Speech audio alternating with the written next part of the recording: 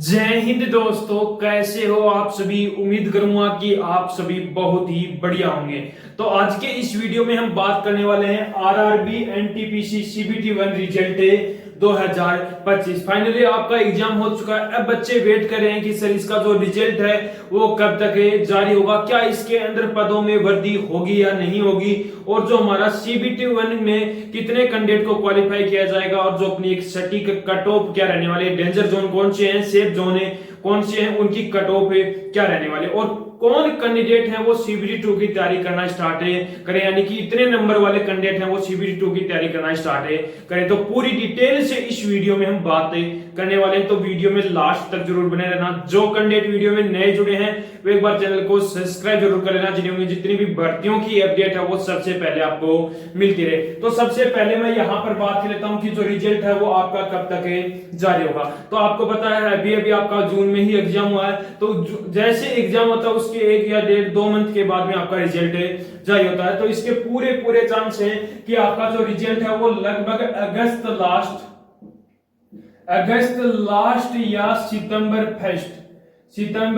First week तक आपका जो रिजल्ट है वो जारी हो जाएगा। पूरे चांस है, यदि अगस्त लास्ट में नहीं होता तो सितंबर से फर्स्ट वीक के अंदर आपका रिजल्ट है वो जारी हो जाएगा। एग्जाम कब हुआ था? तो आपका एग्जाम वो 5 जून से लेकर आपका कब तक चला था? 24 जून तक चला था। कितनी जून तक?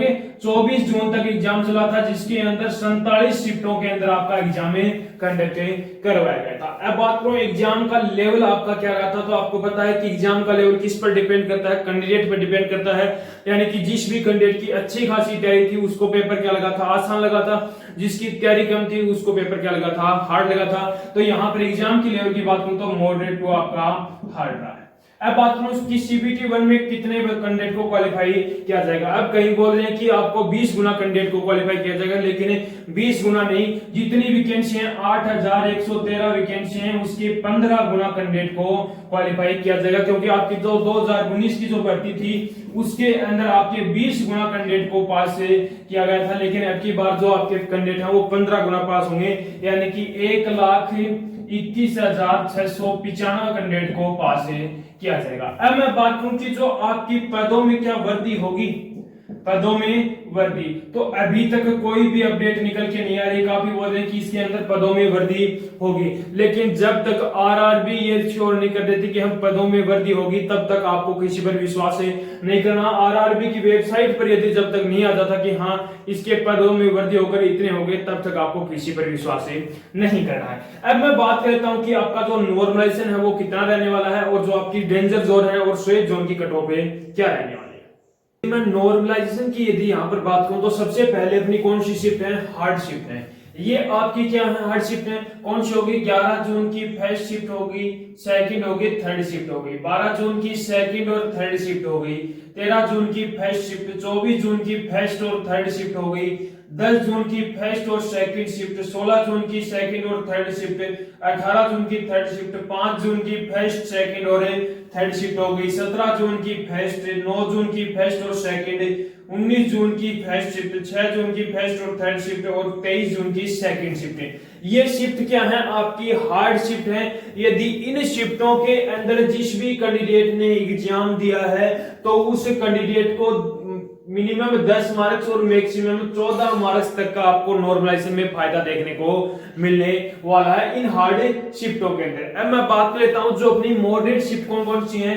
तो मॉडरेट शिफ्ट आपकी 17 जून की सेकंड और थर्ड शिफ्ट, 10 जून की थर्ड शिफ्ट, 24 जून की सेकंड शिफ्ट, 21 जून की फर्स्ट शिफ्ट, 9 जून की थर्ड शिफ्ट, 14 जून की सेकंड शिफ्ट, 13 जून की थर्ड शिफ्ट, 6 जून की सेकंड शिफ्ट, 20 जून की थर्ड शिफ्ट हो गई, 12 जून की फर्स्ट शिफ्ट हो गई, 16 जून की फर्स्ट, 19 जून की सेकंड और 13 जून की सेकंड। ये शिफ्ट क्या है? आपकी मॉडरेट शिफ्ट है। यदि इन शिफ्टों के अंदर जिस भी कैंडिडेट ने एग्जाम दिया है तो उस कैंडिडेट को मिनिमम 7 मार्क्स और मैक्सिमम में आपको 10 मार्क्स तक का नॉर्मलाइजेशन में फायदा देखने को मिलने वाला है। उसके बाद में मैं बात करूं इजी शिफ्ट की, तो इजी शिफ्ट के अंदर 21 जून की सेकंड और थर्ड शिफ्ट है, 18 जून की फर्स्ट और सेकंड शिफ्ट है, 20 जून की फर्स्ट और सेकंड शिफ्ट है, 14 जून की फर्स्ट शिफ्ट है, 23 जून की फर्स्ट और थर्ड शिफ्ट है। यदि इन शिफ्टों के अंदर जिस भी कैंडिडेट ने एग्जाम दिया है तो आपको मिनिमम 2 मार्क्स और मैक्सिमम आपको 4 मार्क्स तक का नॉर्मलाइजेशन में फायदा देखने को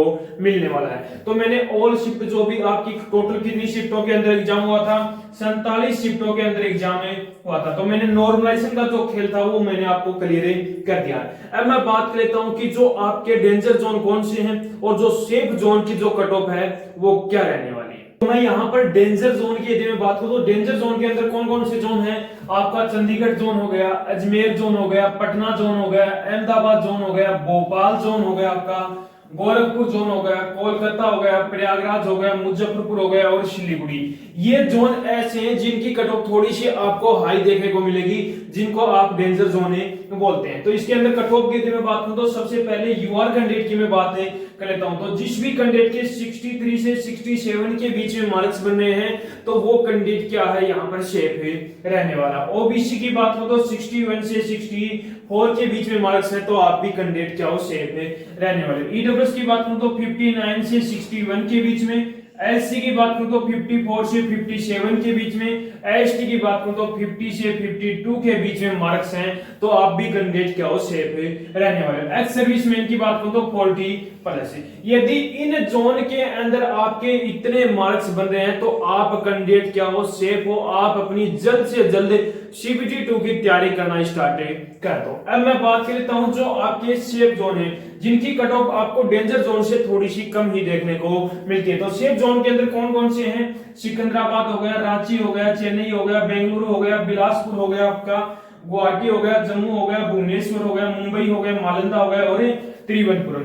ये ऐसे जोन है जिनकी कट ऑफ आपको डेंजर जोन से कम देखने को मिलने वाली है। तो बात करूं यूआर कैंडिडेट की तो जिस भी कैंडिडेट के 55 से 60 के बीच में मार्क्स बन रहे हैं तो आप कैंडिडेट क्या हो सेफ रहने वाले। ओबीसी की बात करूं तो 52 से 55 के बीच में, ईडब्ल्यूएस की बात करूं तो 51 से 53, एससी की बात करूं तो 46 से 48 और एसटी की 41 से 43 के बीच में मार्क्स है तो आप भी कैंडिडेट क्या हो सेफ रहने वाले। और एक्स सर्विसमैन की 35 प्लस मार्क्स बने हैं तो आप भी कैंडिडेट क्या हो सेफ रहने वाले। यदि इन जोन के अंदर आपके इतने मार्क्स बने हैं तो आप कैंडिडेट क्या हो यहाँ पर सेफ रहने वाले हो। आपके पूरे चांस हैं कि आपका सीबीटी 1 क्वालिफाई हो जाएगा। तो इतने यदि आपके मार्क्स बने तो आप अपनी जल्द से जल्द सीबीटी 2 की तैयारी करना स्टार्ट कर दो। तो मैंने आपको पूरी डिटेल यहाँ पर बता दी है। यदि अभी भी कोई बच्चे का कोई डाउट बचा हो तो वो कमेंट बॉक्स में कमेंट जरूर करना, उसका मैं रिप्लाई बहुत जल्दी करने वाला हूँ। और हाँ, एक बार कमेंट करके मुझे जरूर बताना कि आपने कौन सी शिफ्ट के अंदर एग्जाम दिया है और आपके कौन से जोन के अंदर कितने मार्क्स से बन रहे हैं, तो उसका भी रिप्लाई मैं बहुत जल्दी करने वाला हूं। तो उम्मीद करूंगा कि आपको हमारा ये वीडियो पसंद आया होगा। तो एक बार लाइक शेयर सब्सक्राइब जरूर करना और कमेंट करके एक बार जरूर बताना कि आपको हमारा वीडियो कैसा लगा।